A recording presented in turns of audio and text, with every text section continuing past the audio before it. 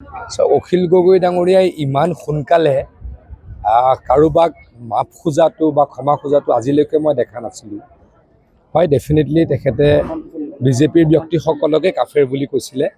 বিজেপিৰ ব্যক্তিসকল আমাৰ কাৰণেতো আপোন, কিন্তু তথাপিতো কৈছোঁ, যিহেতু অখিল গগৈ ডাঙৰীয়াৰ ট্ৰেক ৰেকৰ্ডত কাৰোবাক ক্ষমা খোজা ইমান সোনকালে আগতে কেতিয়াও হোৱা নাছিলে। অখিল গগৈ ডাঙৰীয়াই এনেকৈ আনকি কৈছিলে যে কামাখ্যা মন্দিৰ কিয় যাব লাগে, আমিতো কামাখ্যা মন্দিৰ নাযাওঁ। তেতিয়াতো অখিল গগৈ ডাঙৰীয়াই ক্ষমা খোজাটো আমি দেখা নাপালোঁ।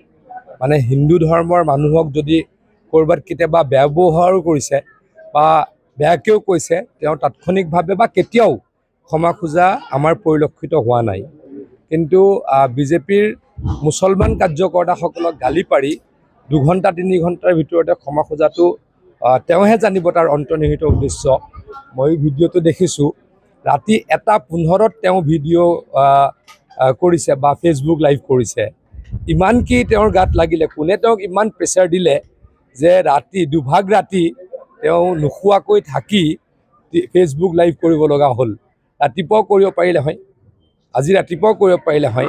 মানে তেখেতক চাগৈ তেখেতৰ সতীৰ্থসকলে ক'লে যে এইটোৰ পৰা মুছলমান ভোট আপুনি এটাও নাপাব। তেওঁৰ যিহেতু মতলব অকল মুছলমান ভোটেই, আমি সকলোৰে ভোট আজিকালি বিচাৰোঁ, সকলো জানে। মুখ্যমন্ত্ৰী ডাঙৰীয়াইতো এতিয়া সকলোৰে ভোট বিচাৰে, আমি সকলোৰে ভোট বিচাৰোঁ, আমিতো অস্বীকাৰ নকৰোঁ। মই আজি পৰহি তাৰ আগদিনাখন যোৱা পৰহি মই ধিংৰূপহীত সভা অনুষ্ঠিত কৰিছোঁ।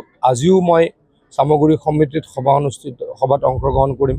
আমিতো সকলোৰে ভোট বিচাৰোঁ, আমি কাকো বেয়া ব্যৱহাৰ নকৰোঁ। আমি কওঁ যে সকলো ৰাষ্ট্ৰবাদী হওক, সকলো ভাৰতীয় হওক, নেশ্যনেলিষ্ট হওক। আমি এটা কথা বেয়া পাওঁ, অসমত থাকি যদি পাকিস্তান ছাপোৰ্ট কৰে কোনোবাই, তেতিয়াতো আমি বেয়া পাওঁ, এইটো আমি অপেনলি কওঁ। কিন্তু এনেকৈ আমি কোনো ধৰ্মক অসন্মান নকৰোঁ। অখিল গগৈ ডাঙৰীয়াই কামাখ্যা মন্দিৰলৈ নাযাওঁ বুলি হিন্দুৰ ধৰ্মীয় অনুভূতিত আঘাত কৰে, আৰু মুছলমান মানুহে কিবা এটা ক'লে বেয়া পালে বুলিয়ে ৰাতি 1টা বজাত ফেচবুক লাইভত আহে। গতিকে তেওঁৰ কাৰ প্ৰতি আনুগত্য, কাৰ প্ৰতি সন্মান, এই কথা সকলোৱে জানে। এই বিষয়টো চিন্তা চৰ্চা নিশ্চয়কৈ চলি আছে, নিশ্চয়কৈ চৰকাৰে এই ক্ষেত্ৰত বিহিত ব্যৱস্থা